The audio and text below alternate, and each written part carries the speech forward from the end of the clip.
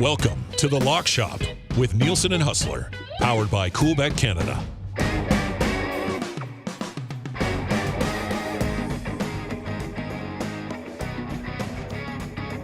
Hey, what's up, Lock Shoppers? Welcome to the program. Packed Thursday today. Coming off an incredible parlay last week in the Euro. The big brain himself, Matt Iwanyk, joins us right now. We're going to hit Canada-USA basketball last night, the latest in the soccer heading into the weekend as we get down to the short strokes in both of these huge international tournaments. And, of course, it is Thursday, and that means CFL Week 6 pick. Shout out to everybody in chat. Great to have you with us live on YouTube and everyone listening on the Edmonton Sports Talk live stream. Matty, what's going on? How are you? I'm doing great. We had a golf tournament a couple days ago that seemed to have went off rather well. We get a CFL game in our city once again for the first time in quite a while, not just coming off a bye week, but the Elks were on the road for a couple prior to that. Canada had a great run at Copa America. It's beautiful weather here in Edmonton. Can't ask for anything more.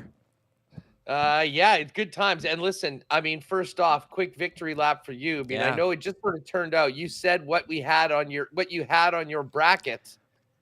And I'm like, well, let's put that on a parlay. And we picked all four of those teams to qualify. Mm-hmm. There was no easy roads on any of them. I mean, we dodged 2 or 3 penalty shootouts. And then the Netherlands, with 20 minutes left in their game, were down 1-0. They didn't even need to go to penalties. They scored 2.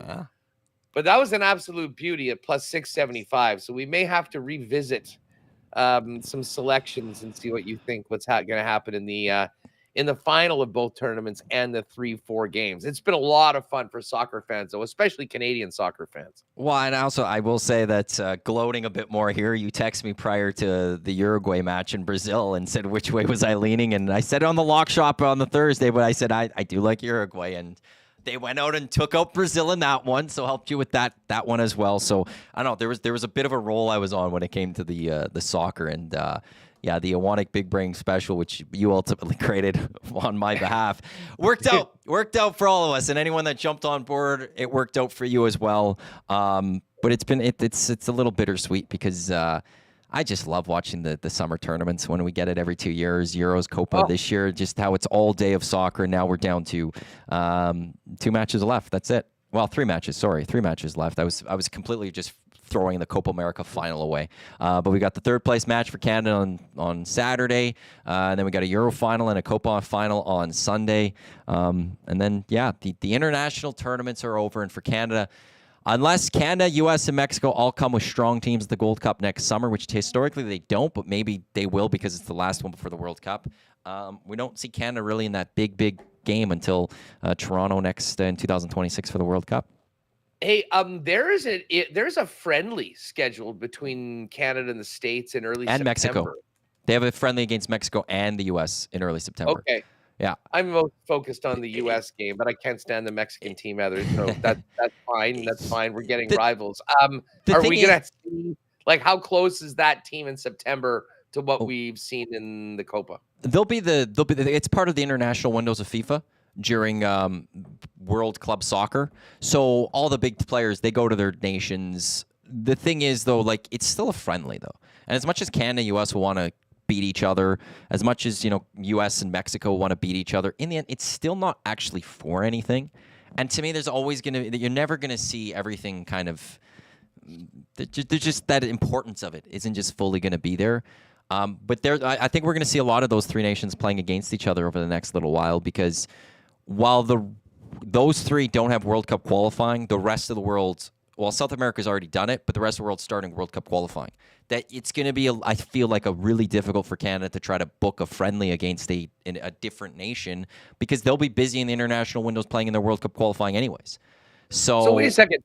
Do Canada, the U.S., and Mexico not even play in the qualifying? They're not. No, they're even, in. They don't they're play in the game. No, they're in. They don't have. They're not going to be in any of those qualifying. So there'll be the CONCACAF World Cup qualifying that will take place, which will just not feature Canada, U.S., Mexico. Everyone else is doing their World Cup qualifying, but Canada, U.S., and Mexico have to find a way to do friendlies. It's just like Germany over the last 2 years, as everyone else was qualifying for the Euros, they were having to find friendlies themselves. and schedule matches to prepare for the Euros. That's partly the downfall of hosting a World Cup, is that you don't get those important and meaningful matches leading into it.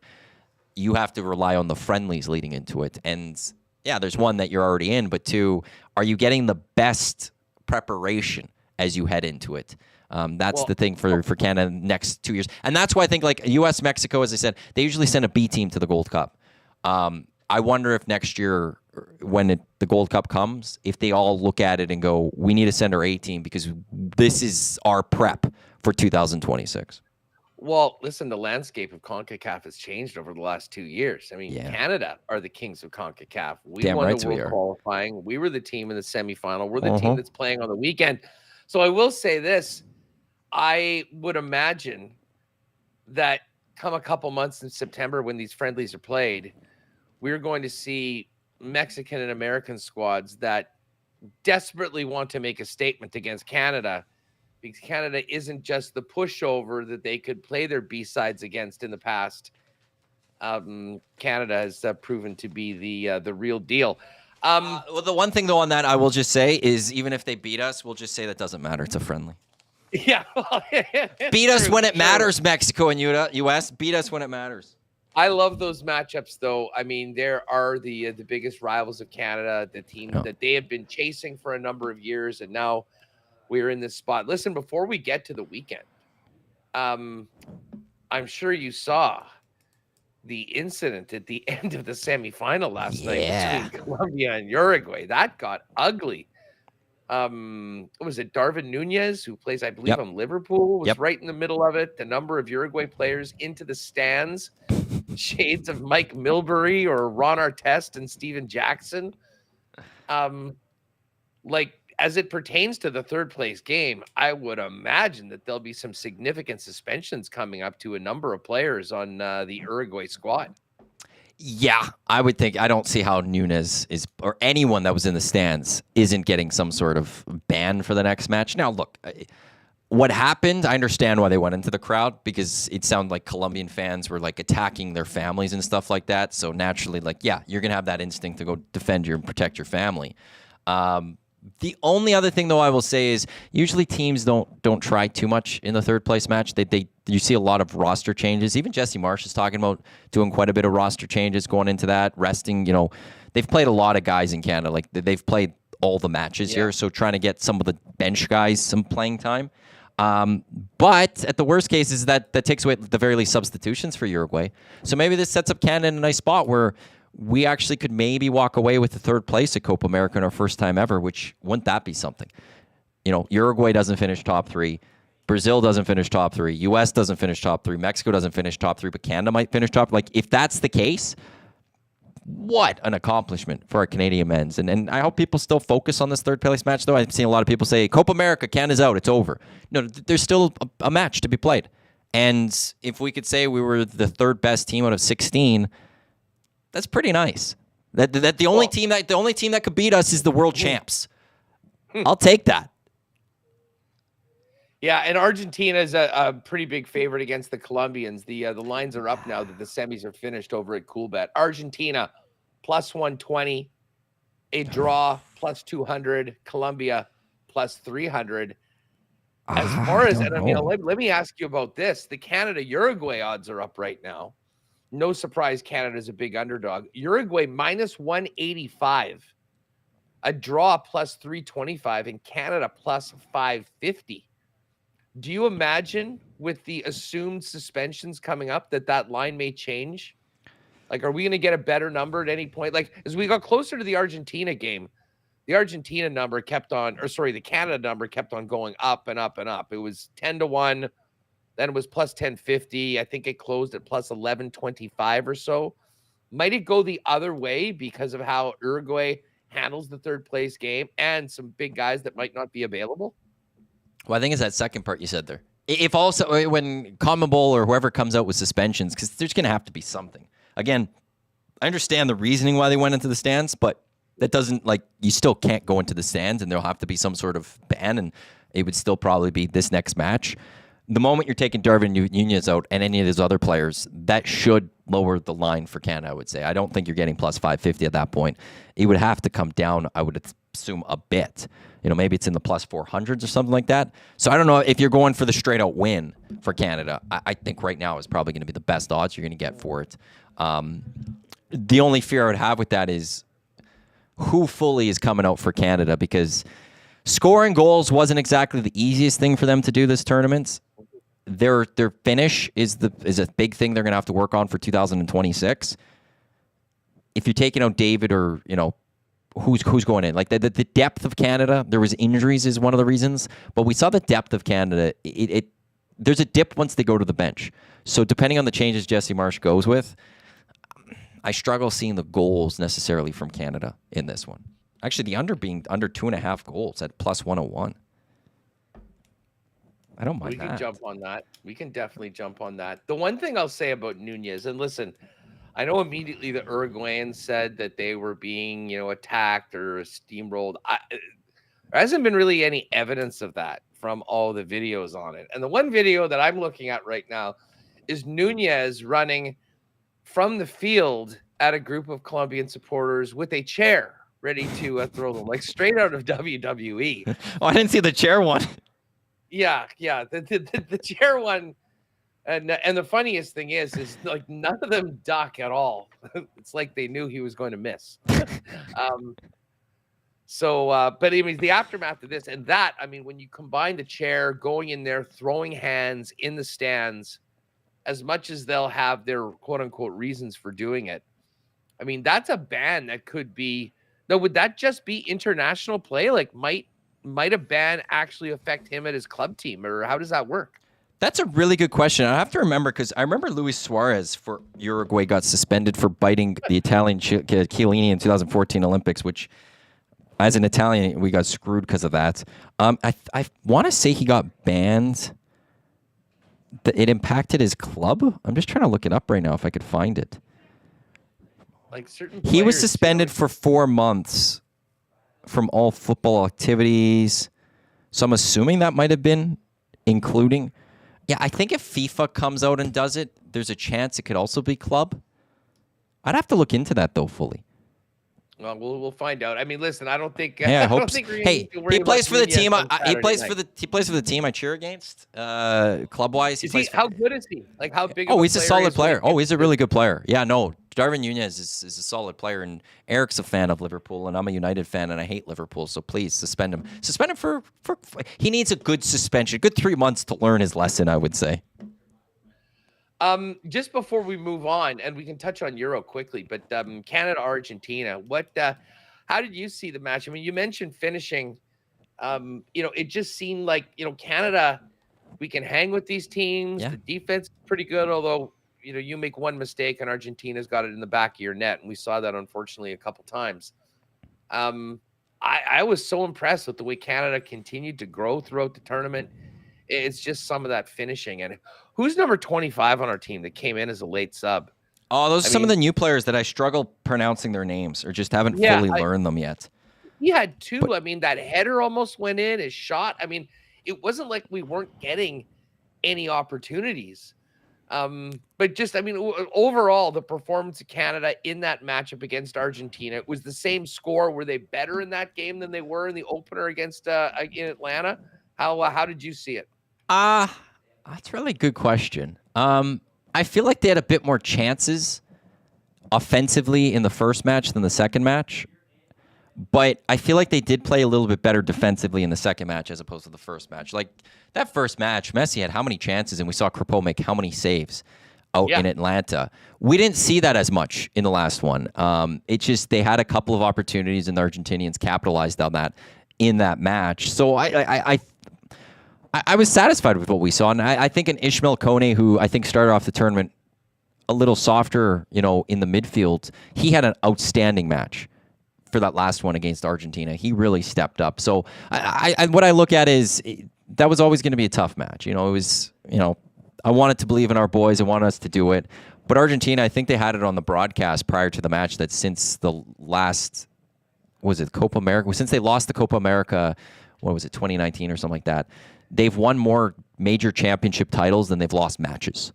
Like, it's just overall, they've been so good for a number of years now. It was always going to be difficult. And to lose 2-0, there's no shame in that for Canada. There's a lot of lessons that Jesse Marsh could take away for building this team for 2 years from now. And look, he's only been on the job for 7 weeks. And I think we've saw overall from match 1 to the end, Canada really grow and evolve. They need some help. They need a couple of players to get healthy. They need to go find a couple more players, development-wise. But I'm very satisfied with what I saw on Tuesday, and whatever will happen on Saturday, I'll be happy no matter what, because again, I think Jesse Marsh will make a few changes and try some different things.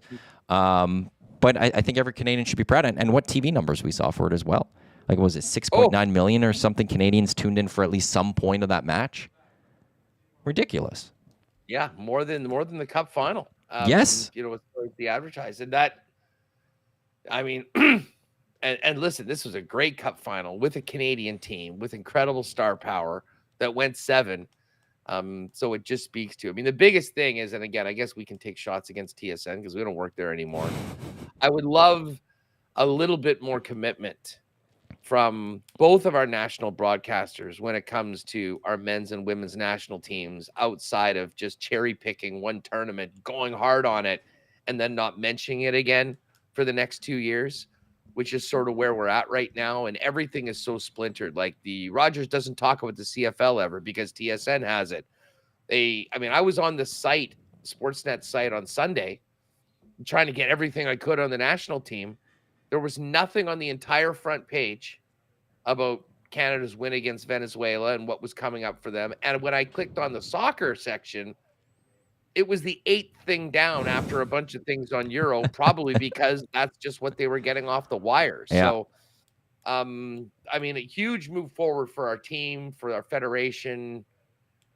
It was all a win, but we need to. Well, and Estacio afterwards said, hey, we need to support the CPL. We need to move that league further. It'll have a huge effect for us down the road. And then, speaking of that, last night, I don't know if you caught this, but it was the Canadian Championships. Mm-hmm. And TFC from MLS played Forge FC from the Hammer as the CPL team, and Forge beat them 2-1. Probably should have been 2-0, to be honest with you. This has been a rough week for John Herdman. They got humiliated by Columbus last week. TFC did, I think, 4 or 5 zip. But then losing to a team just down the road in a lower league. What a mess that's happened to TFC. It was within 15 minutes they were down 2-0. I immediately messaged that to Eric that once I saw that. Look, I like John Herdman. He saved our women's national team. He rebuilt them after their disastrous 2011 because of the prior manager. He gave the confidence in the men that they could go out and win. So, like, we owe a lot to John Herdman as a soccer nation, or football nation, if you will. This is a difficult job for him to come into because he needs to get rid of a lot of players. I don't think going in and being who he is he's gonna be able to win over a couple of those Italians, especially in Insigne and Bernadeschi and stuff. So a very tough time for John Herdman trying to fix that TFC team. That's going to take a bit of time, but also I take great joy whenever I see TFC lose, and especially if it's going to be to a Canadian Premier League club like Hamilton. It's just fantastic. It's great to see. For the Premier League. It's great for the CPL. And that's the one thing, though, I love about soccer is that you get these top level teams. They go play a lower level. Like in England, a Manchester City is going to go take on a championship club in an FA Cup action, potentially, whatever it is, and you might lose. And imagine the Winnipeg Jets having to take on the Coachella Valley, right? Like whatever, like, right? And all of a sudden, what's that one? The Leafs go take on, I don't know which other team, one of the other AHL teams. Norfolk Admirals in the East Coast League. And they lose. They just get caught in that one game and they lose. Like, what type of story that would be for everyone. And that's what's the beauty of soccer, is that you get these competitions. I think it's called the U.S. Open Cup or something in the U.S. for theirs. And I always will cheer for the CPL teams against the MLS teams because it's great whenever it happens. And it's happened a few times. It was the first leg, so TFC, I think they'll have a chance to rebound from this. But the CPL is also important. Stefan Eustachio talked about it, and then Jesse Marsh echoed his thoughts that, there does need to be more attention paid to the CPL, and they need to have a setup where we're playing more younger Canadians and developing them and growing them. That's where Schaffelberg, I think, or his brother played there or something, or Eustachio's brother, I think, played in the CPL too. We need to grow that. We need to grow a domestic league to develop these players. And to your point on the broadcasters, like I will say this, a couple of broadcasters on TSN, highlighted by James Duthie, they care about soccer and they want to do more. It's up to the parents, the accountants up higher to get them to do more things. I remember lead up to the 2022 World Cup, I was frustrated because at one point, the qualifying wasn't going to be on any of our regular TV. And I'm thinking, TSN, you're the home of the World Cup. How are you not locking in all of these? And it's Sportsnet that ultimately came in and got all those games. Like, would you not want the run-up to the World Cup, since you're the hosts of it? They need to do a better job just overall of our men's, women's national teams, covering them, talking about them, CPL, and echo all your thoughts. We could expand that more. Sportsnet, focus a little bit on the CFL. TSN, focus on the Jays. Let's just focus on the sports here and not worry about who has rights to what. Yeah, I mean, it's listen, it just sucks, but listen, numbers will guide as we know more than anyone. The people making decisions at these companies are accountants in top floors down in downtown TO. Hopefully, the numbers of Canada at the Copa will resonate a little bit more, and they'll realize that it's good for business to be talking about Canadian soccer right now. Just before we move on, you like Colombia quite a bit. I mean, are you rolling with Colombia in the final here? Or you want to know something? Yeah, I do like Colombia. I do. They're playing really good. There is a thing called the ELO rankings, which is better than FIFA World Cup rankings, and it evaluates clubs more recently. And Colombia's moved up to third in the world. It goes Argentina, Spain, Colombia. Colombia is really good. They're playing well. I don't know how many times they would have ever won Copa America. You could just see with the players as they took down Uruguay yesterday how much this mattered to them and how excited they were to be moving on. I'm just trying to pull up here in terms of championships. Colombia's only won it once in 2001. Like, this would be a lot for them. And, Argentina's great, and they play great, but also, it's a singular match. That's the beauty of, any, single game, the Super Bowl, the Grey Cup, all of that. It's just about having to be best through 90 minutes in a single match. And I think Colombia has been having an excellent tournament, been playing strong football, and they're in a really good form, and they're going to challenge Argentina, I think, really well. And I think riding off the high of beating Uruguay, like, I don't want to knock Canada here, but I don't think Argentina is going in riding a big high that they took down Canada. Colombia gets to go in riding a high that they took down Uruguay. And that's a big deal. And so I actually, once they have the lift the trophy pop up on Coolbet, that's the one I'll be looking at. Excellent. I like, because you had mentioned before to me in text that you thought, like, I just kind of assumed it would be Uruguay, Argentina. I don't know why I wasn't aware of how competitive Colombia was. And listen, they were full marks. They did it down a man yesterday and held on and won. That screams penalties to me. That screams penalties to me too. The final? Yeah. Yeah, well, exactly. I think I might jump on that draw. What about Spain, England? Is it coming home, or will Spain, the class of the Euro, get the dub? I like Spain coming into this. I thought they were going to be a great team and do really well. I expected more from France, actually, but Spain they're reminding me of that team that won World Cup Euro in a 5-year span or whatever it was. But England went from being a minute from being knocked out against Slovenia or Slovakia. I always forget which one it was. They were right there. They were done. The people were walking out of the stadium. England was being knocked out. Gareth Southgate was getting sacked. And also now they're in the World Cup or the Euro Cup final. I don't want it. I don't want to hear about it. They're very arrogant. They talk so much for a nation that hasn't won. But I'll say it's going to come home, I think. I think England's going to find a way to get this done. I think this is one of those situations where, they lost it last time. They got to the Euro final against Italy and they lost in penalties. There's just something about this team right now that I think they're going to get it done. This one is just, I'm not going to talk about form because the better team in form-wise is Spain. But I think that the fact that they got back here, we're going to have to be living misery with it coming home, and England going to finally get it done. So I hope I'm wrong. Okay. I hope I'm wrong. We'll be in touch tomorrow. I mean, I'll talk to the guys. We'll get those to lift the trophy odds. And we may have to revisit the big brain parlay for a 2-gamer. Oh, I'll be cheering against it. When this comes out. I think I might go. I'm taking a Spain and draw.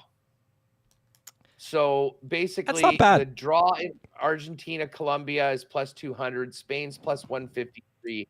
Those two together plus 659. It's pretty solid. I think we get that pushing 7-1. So. Anyways, we'll have a couple options for you there.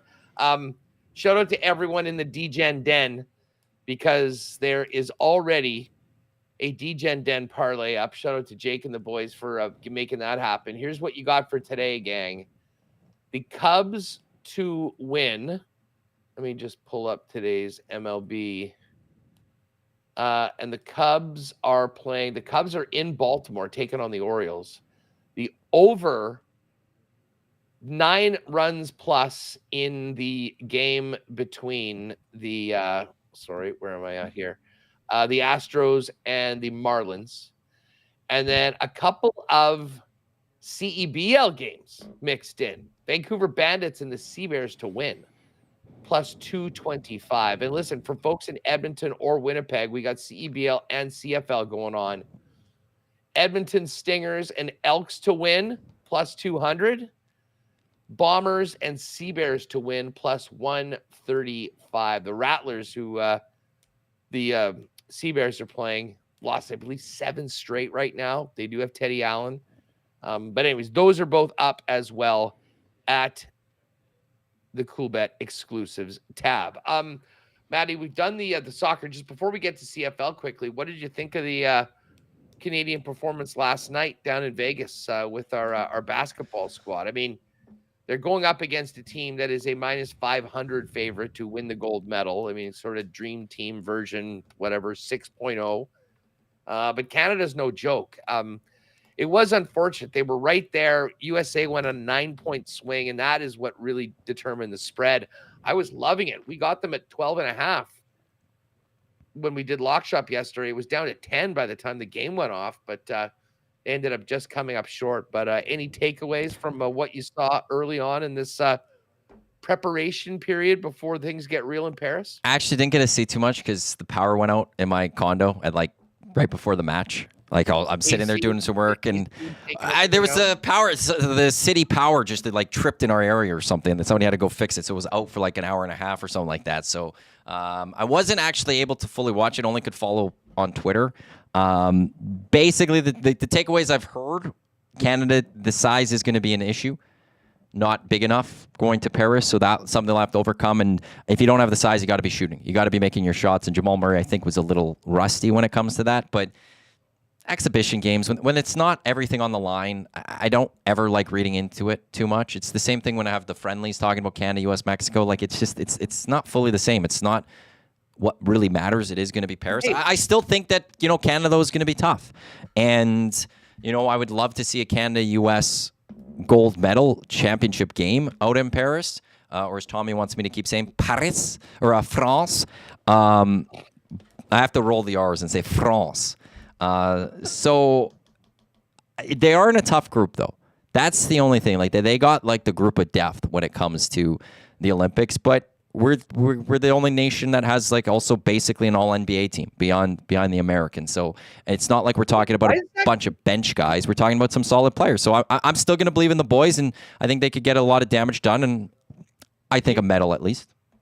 Listen, right now they are the third favorite to win gold. I mean, it's USA minus 500, France 8-1, Canada 9-1. But you mentioned size. Why isn't Zach Edey playing? He's playing in the NBA Summer League right now. Yeah, because he made that choice. I think I think he made that choice in Memphis. They took him because like it wasn't expected he was going to be top 10. Like people thought he was going to be picked, but he was like 9th or whatever it was overall.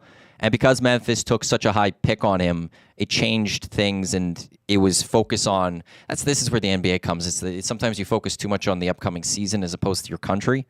Whereas in hockey, when we shut down, it's you go play for your country during the season. And soccer, it's you go play for your country. Basketball, there's a little too much of, well, I got this new contract, or I'm a free agent, or in his case, they took a high pick on him, so he's got to stay.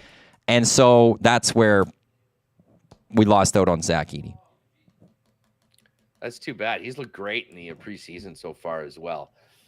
All right, let's get to it. It's CFL time. Time for our picks. Here are the spreads right now as we make our picks today on Thursday. That line, which was 7 yesterday, has come back to 6.5. The Alouettes, 6.5-point favorites against the Toronto Argonauts at home. Cameron Duke's coming off that rough week last week in Regina.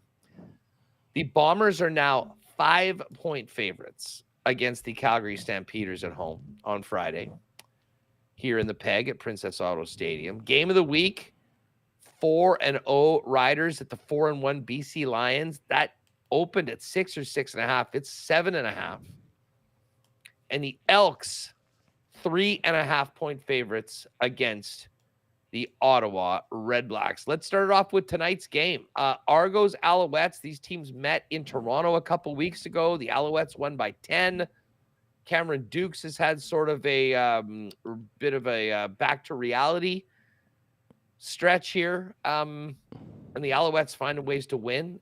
Listen, they certainly didn't cover the spread, that big spread against Calgary last week. They had to author a big-time fourth quarter comeback to win the game. But they're 5-0. They're rolling. Maddie, how do you see this one as it pertains to the 6.5 points the Alouettes will have to cover to get the dub? Yeah, I thought with Montreal last week, it was maybe going to be one of those situations where overlook Calgary a little bit, and I ended up actually taking Calgary in that one, and they covered for that. I think then that doesn't bode well for the Toronto Argonauts now, whereas I think the Als look at what happened last week and probably upset with themselves that they allowed it to be that close against the Calgary Stampeders. So a little bit more focused divisional game, really chance to create a lot of separation at the top of the division this early in the season. And Cameron Dukes, is this a case with Cameron Dukes that teams now have the film on him? That, I know he had that one game last year, sprinkled in a little bit, but now defensive coordinators are getting the full film to break down Cameron Dukes and figure this out. And our defense is figuring out who Cameron Dukes is. And they're being able to come back to earth. I honestly don't know what to make of the Toronto Argonauts now. They looked to start this season so good, and now it's just you were talking about last week against Saskatchewan, like those 2 picks in the fourth quarter by Cameron Dukes, where he just threw it right to the Rider players, the defenders. I don't see how they go into Montreal and get this win, and I'm taking Montreal on the points in this one. I think they bounce back in a big way from the performance they had against Calgary last week. I'm sort of with you. This is a huge game for them as it comes to just kind of putting their stamp on the Eastern Division. They would have 2 wins over the Argos if they get this thing done. They'd be first place. You're adding in basically the extra game because of tiebreaker. They could really set themselves up for a very favorable final month of the season when it comes to potentially resting guys and whatnot if they can get this win today. These Ticats sure as hell aren't challenging for first place. And I think we realized that the Ottawa Redblacks, while maybe somewhat improved, are still a far cry from the teams at the top of the Eastern Division. I'm with you as well. And I think I'm getting on this today. I was a little spooked when it went to 7. But 6.5, I'll be fine. Listen, they won by 10 in Toronto. I don't see any reason why they can't win by a touchdown at home. This Bomber Stamps game is interesting in that this opened at, I think, 3.5. It's now up to 5. They just played a couple weeks ago in a game, the game that Zach Collaros was hurt. Strevler came in. Listen, the offense did almost nothing in the first half. Strev got things going in the fourth quarter. They had that big drive to put it to overtime, and then a mistake in overtime cost them. Calgary got the win by a field goal. At 3.5, I was thinking I'm going to give the Bombers the benefit of the doubt coming off the way they handled Ottawa last week, and especially And again, this is maybe a little inside football, but I mean, the offensive line, the line of scrimmage is so important. That had been where the Bombers have always been strong, and it's always been a real area that they have sort of dominated. Well, without Jackson Jeffcoat and the injuries on the defensive line, that's taken a hit. But the big issue in Winnipeg was the O-line early on. I mean, they weren't able to establish the run, and Zach Collaros didn't have a lot of time to throw the football.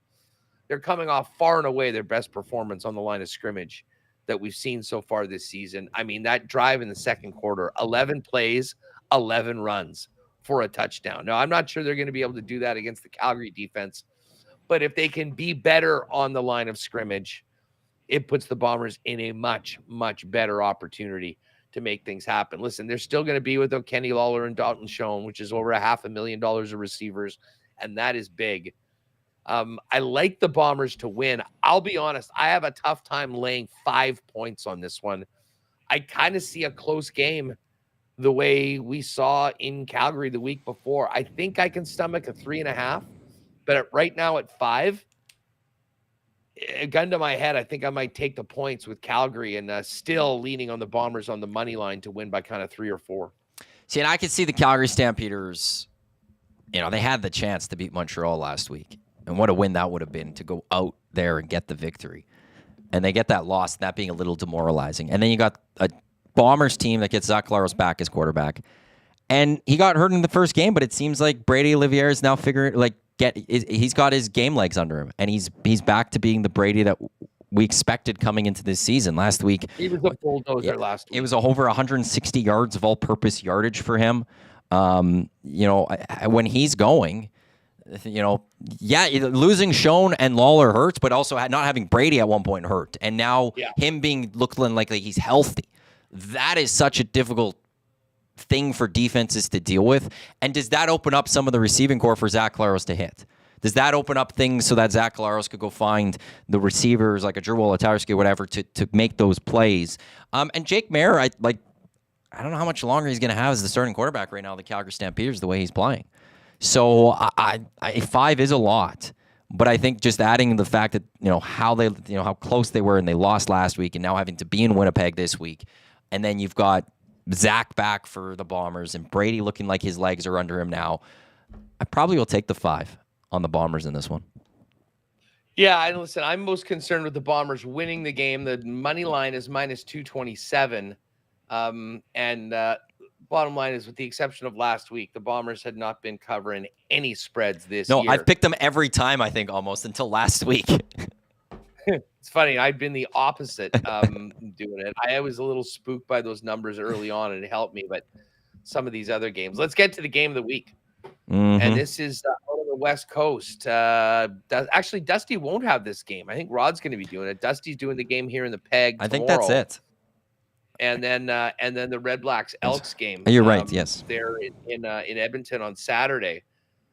He was trying to lobby to do all three. Have a real busy weekend because just as a CFL guy, this is such a great matchup. Now, no Trevor Harris changes things and certainly affects the spread. But holy smokes, is BC humming. But listen, with all the attention on the BC offense, maybe we should be talking about the Saskatchewan defense a little bit more and what they've done so far this season. Although I'll say this, they're moving up a weight class or two with the teams that they played so far this year and the buzzsaw that they're playing. I had said that I was taking BC no matter what. This line has moved to 7.5. I still sort of feel like a double-digit win for the Lions is coming. They're going to have a big crowd, a huge game. They can take over first place. After seeing what that Lions offense has done to everyone, we're going to see this next test against the Saskatchewan defense, which will be the biggest of the year. But I still kind of feel like BC passes this test. And again, Shea Patterson, very different than Trevor Harris when it comes to hanging around. And even though Edmonton was able to do it against BC, I just sort of think that this is the week we're going to see the best of the Lions. I don't often do it, but I'm going to lay the 7.5. See, it's such a high number, and I going into last week, it was one where I was like, I still don't know who have the Riders kind of beaten. And then they go and they handled the Argos really well, and it's Corey Mace has just gone in there and he's put the belief in that team, and they've made the right moves. Like, they're winning without AJ Ouellette really being that strong of a producer for him. Like, he's come in and he was supposed to be like the big main free agent guy that they've had, and he's been rather quiet to start the season. And there's nothing wrong with that. They're finding ways to win other ways. So I really like what the Rough Riders have done. I really like how Corey Mace is that team going. I agree with everything you say on the BC Lions. It's just 7.5 is a lot, and I feel like it's about time that I just jump on board with Saskatchewan Rough Riders and give them respect. It's a top team, I think, right now in the Canadian Football League. I think the only two teams I'll put ahead of the Saskatchewan Rough Riders are the BC Lions and the Montreal Alouettes. They're the third best team in the Canadian Football League. So to be the third best team in the CFL and say, yeah, I'm still going to have you losing by over a touchdown, I can't do that for this one. So I think the Lions win this football game. I think VA gets it done for the Lions. I just think it's closer within 7 points. So I'll take the Riders and the points on that one. So Iwanyk on the other side. And now we get to Ottawa and Edmonton. The 0-4 Elks coming off a bye week. They have to win this football game. Yeah. They're minus 192 on the money line. Do they cover the 3.5? And I'll say this right off the bat. I'm a big Elks guy now because I bet them every week. And as I always say, good teams win, great teams cover. And they have been great at covering the spread. They just haven't been very good at winning football games. This has to be the week, right, Matt Iwanyk? Well, they're favorite for the first time this. Oh no, they were favored against Saskatchewan, weren't they? The first game of the season, they had the favorite in that one. They have to win. Like, it's just that simple. Like, I just from a football perspective, not even looking at it from the betting perspective. Like, they have to get this victory. You're back home for the first time since mid-June, basically. June 14th, I think, was the last home game that they've had. You've had the bye week there. You're 0-4. The city's frustrated with the organization. The city's frustrated with the not winning. Yes, they're a better football team based on what we've seen so far this season than last year. They're better than an 0-4 football team. But now you're taking on the Ottawa Red Blacks, who are coming in as the underdog. You need to go get this win. You brought in MBT to be the starting quarterback to get you victories. If you can't beat the Ottawa Red Blacks now, it's like good. He's been okay. He's been good in 2 games. He cost the Montreal, and in BC, he was okay. He's $400,000. I didn't have them hanging with BC. I thought they were going to get. I mean, we talked about. Well, their receivers dropped a lot of balls in BC. I will say that. Like the Lions receivers did drop a lot of footballs. I'm really hard on the Elks. I think. I know. I'm very upset with where things are. Like that, they're still just 0-4. So maybe I'm just extra hard on this team right now. But they have to get this victory, and they have to win. And it's a situation where if you don't, I don't know where you go from here, because at least through the first 4 losses, you could say they've lost to good football teams. You know, I just mentioned the 3 best teams, I think, in the CFL right now are Saskatchewan, BC, and Montreal. Well, they lost all 3 of those teams in those first 4. And then you throw in the Toronto loss there. But if you lose to Ottawa, it's like, okay, well, who are you going to beat? Hamilton? That's it? Kind of like at some point you need to get the results in the win column. So it has to be this week. It is Dino Days here in Edmonton, so a lot of dinosaur things happening around. I'll take him to cover. I based on MBT, he's had a really good week, bad week, really good week, okay week. Based on that trend, he's going to have a really good game, and he should. And, you know, Drew Brown has been practicing. We'll see if officially he'll be ready to go, you know, dealing with the concussion protocol. But even if he is coming, he hasn't done anything that really would scare me if I'm the Edmonton Elks. So I'll take the Elks and the points in this one, that they'll find a way to get this done. But if they don't, my post-game show on Sunday will be a little interesting. Yeah, no kidding. I'll have to be checking that out. Of course, Matt fires it up after. Well, pre-game we do pre and well post. Green and Gold kickoff post-game shows. Myself, Jay Milne, for those here in Edmonton. Centric Casino Sports Bar and Lounge just off Fort Road. We'll be pre-game 4 o'clock, post-game once it's over. Gotta love that. Now, I will be touching base with Jake and getting something maybe in the exclusives for tonight. To me, the game that's really tough to pick pertains to the parlay is this Calgary-Winnipeg game now with the spread at 5. And I'm going to get Dusty's picks. So we'll put together some sort of partner parlay for the 3 games on the weekend tomorrow. But you know what? I looked at these lines earlier on, even though there's been a little bit of movement. I am riding with the favorites this week. I do think that there's a clear better team at home in the Montreal Toronto game, in the BC Saskatchewan game, and I will even say in this Elks Red Blacks game, I think the Elks are better than they've shown, certainly their record. I think the Red Blacks are the definition of mid. So this is the time where they get it done. And you know what? Like, just for that fan base in Edmonton that has suffered through year after year after year of just ugly football in the last few seasons, maybe this is a big statement game for the Elks. They go and just blow the doors off another team. They get up 21-0. They run. People, this would be unfamiliar feeling for Elks fans, but to be sitting there in the second half, watching a bit of a victory lap in the fourth quarter. I have high hopes for this game, and I have high hopes for your post-game show coming up as well. If you do want to ride with me on those three favorites, though, Montreal -6.5 tonight, BC -7.5 on Saturday, and Edmonton -3.5 on Sunday. It is +596. I might see if Jake wants to throw that up in the exclusives today, a bit of a ride with Huss and get a boost on it. But again, you can also bet it, and you can use your 20% multiplier.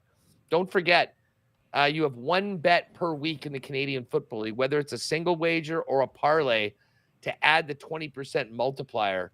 So when you do that, it basically adds another, I mean, wow, I'm just putting if you're just putting $10 on that, it would pay $69.60. So you're winning 59.6 on the 10. If you add in the 20% booster, it's almost another $12. It takes it from $69.60 to $81.52. So as I said, use that boost wisely on your favorite bet of the week. And every single week throughout the Canadian Football League season, you'll have one 20% win boost to use at your leisure. Again, in the exclusives right now, the DGen Den Parlay plus 1225. Cubs to win, Marlins Astros 9 or more runs, and Bandits and Sea Bears win in the CBL. And we do have the we've got the Lock Shop Partner Parlay for the community. Let's get in on this one, guys. Jake's just thrown this one up as well. Bombers and Elks to win. Just straight up. Plus 135. Let's go. So yeah, we'll be jumping in on that one. Love both of those teams as well. Maddie, great stuff as always. Thanks so much for jumping in. I'm liking this little Thursday groove we've got. Me too. I mean, you're all over the Canadian Football League, and in a couple weeks, when we usually have nothing to talk about, Paris Olympics coming up. So we just did a hangout that was all Olympic talk, basically. So I'm fired up. I'm handicapping the breakdancing competition right now. I cannot wait to drop that. Going back to my roots of the wide world of wagering. But anyways, we'll get into that over the next couple of weeks as well. I will throw it back to you in EST. We've got Winnipeg Sports Talk coming up, and what do you got happening? Sergio Castillo is coming on, just an absolutely hilarious dude, and a guy that after the chip ball incident in the first week has been absolute money. 6 for 6 last week, kicking a 60-yarder in Calgary.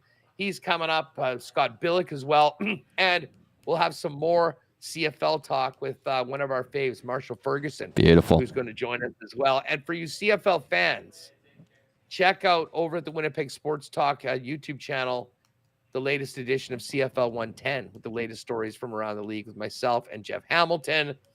That is up there right now, and who knows, we might be getting that on the EST channel at some point as well. But anyways, I know Dusty loves the league. We all love the league. So more content for you CFL fans. We've got it over at Winnipeg Sports Talk. Maddie, have a great day and enjoy the soccer on the weekend. Should be a couple great matchups. You as well, Huss. Enjoy the show and enjoy the CFL weekend as well. There's Andrew Hustler Paterson, Winnipeg Sports Talk, coming up in 5 minutes' time at the Winnipeg Sports Talk YouTube channel.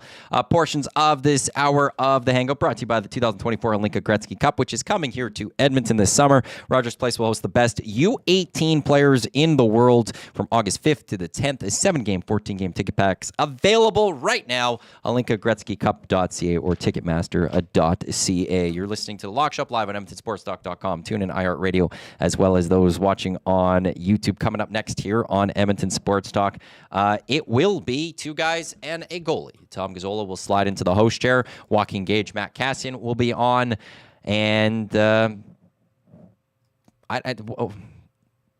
recap the boys, as we haven't heard from Cass or Gager and their thoughts from two guys in a goalie. And actually, we haven't heard their thoughts, I don't believe, for the McLeod trade.